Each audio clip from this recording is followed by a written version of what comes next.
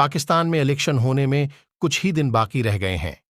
8 फरवरी 2024 को पाकिस्तान में इलेक्शन होंगे।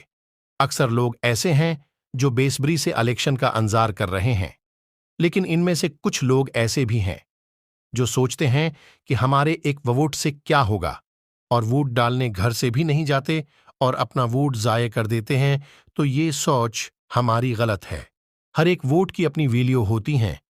जिस तरह वालिदीन के लिए हर एक बेटी की अपनी वैल्यू होती है, इस तरह पाकिस्तान के लिए आपकी हर एक वोट की अपनी कीमत होती है। तो आपको मायूस नहीं होना चाहिए, मायूसी गुनाह है।